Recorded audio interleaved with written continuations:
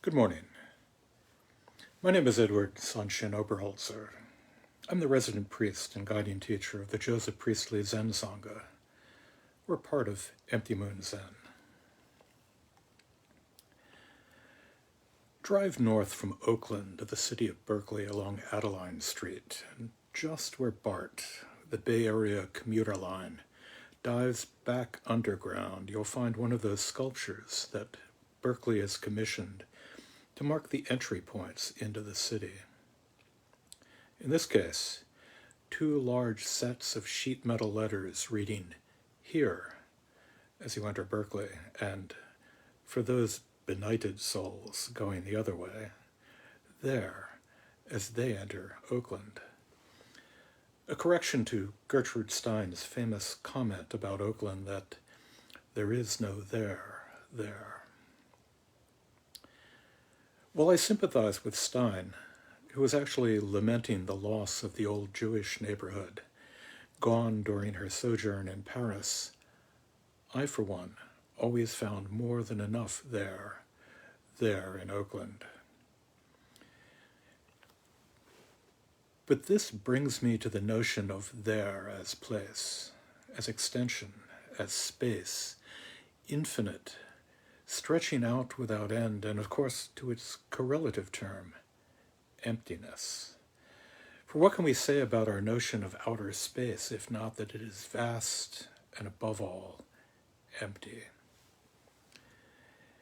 The emptiness that we often soften with the term boundlessness still has that air of expanse.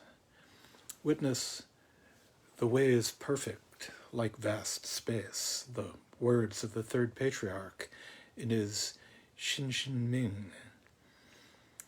I reach deep into the pocket of my pants, grasp the bottom of that pocket, avoid the lint, pull it out inverted, empty.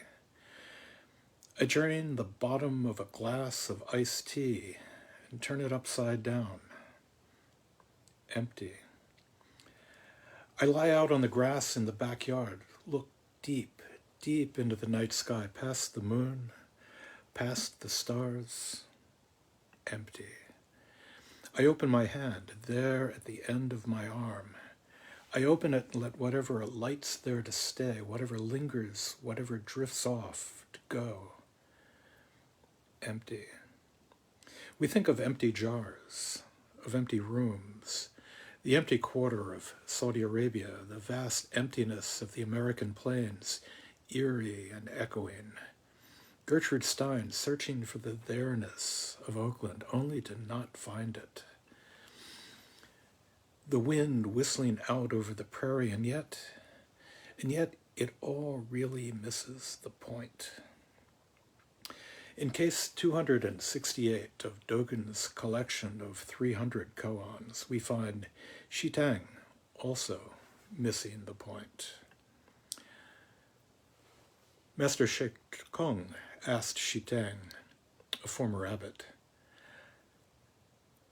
"Do you know how to grasp emptiness?" Shitang said, "Yes, I know how to grasp emptiness." Shekong said, "Well, just how do you grasp it?" Shitang reached out and grasped at the air with his hand. Shekong said, "You don't know how to grasp at emptiness." Shitang responded, "How do you grasp it, elder brother?" Shikong poked his finger in Shitang's nostril and yanked his nose. Shitang grunted in pain and said, "It hurts. You're pulling off my nose." Shikong said, "This is how you grasp it." Emptiness, true emptiness, the vast emptiness of Bodhidharma's response to the Emperor Wu, is so much simpler than, so much more wondrous than, and, frankly, emptier than this vision of mere space that the word invites us to consider.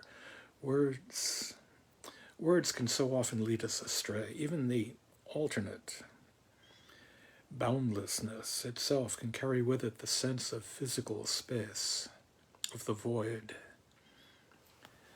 But That's not the emptiness that Shikung found with his finger up Shitang's nose. My grandfather was a devoted amateur genealogist, and given his education as a mechanical engineer, drafted a marvelous family tree that stretched back generations into medieval Germany. A tree as alive for him as any sapling out in my backyard. Relations, parents, grandparents, great-grandparents, great-great-grandparents, uncles, aunts, cousins, so many cousins, all interconnected in that vast web of familial relations. Indra's web laid out on drafting paper. Relations made manifest each day in each of us. My mother looking at my brother and saying, "You have Uncle Joe's eyes."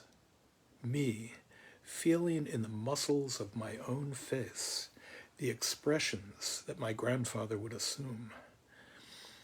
Look inside however much I will, there is no there, and yet I am the sum total of all of those family relations, going back to medieval Germany. No, more. The sum total of everyone I have met, of all those myriad connections that I have had, friends, teachers, strangers, the blue jay in my backyard, the store clerk who waited on me, the author, long since dead, whose novel I just finished.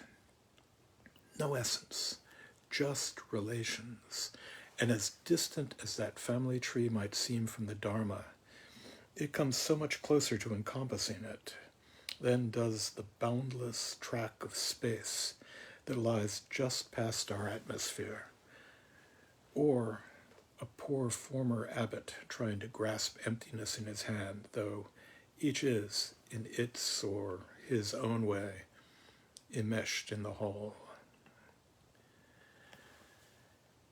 And let me say that I'm partial to the term emptiness as a term for all of its air of nihilism.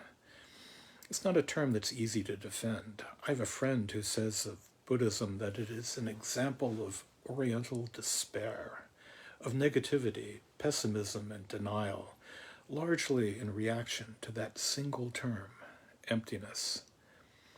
Seeing that, reacting to that, fellow travelers on the way often prefer to use other terms. The boundless is the one that stands out. Me, I stick with emptiness. Might as well be hung for a goat as a lamb. It seems so simple. We might blame the subtlety of Indian mathematicians, those wily inventors of the notion of zero, itself merely a point on a number line, perhaps best thought of lying midway between 1 and -1.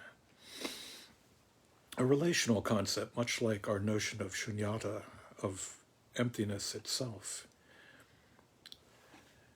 Nagarjuna, the poet and scholar of emptiness, pointed out that the present makes no sense without the past and future, the middle, no sense without left and right, the top and the bottom. Nagarjuna points us to the ultimate emptiness of emptiness itself in verses from his fundamental wisdom of the middle way, here in J. Garfield's translation. Whatever is dependently co-arisen, that is explained to be emptiness. That, being a dependent designation, is itself the middle way. Something that is not dependently arisen, such a thing does not exist. Therefore, a non-empty thing does not exist.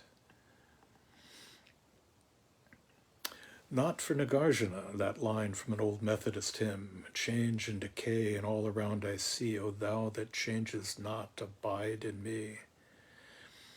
Even the thou, abiding in me, changes. A kind of ex nihilo nihil fit, nothing can come from nothing. But with all the phenomenal, all the relative world dancing forth. We're raised to consider the essence of all things, a core, an inner nature that lingers even when the externals fade away.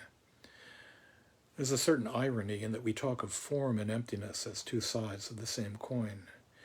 Yet the word form carries with it, in Western thought, the whiff of Platonic idealism of an inner essence itself, and not the 10,000 grasses coming forth. Look for that essence, and you find that it's already changed. Like the neighborhoods that Gertrude Stein's Oakland.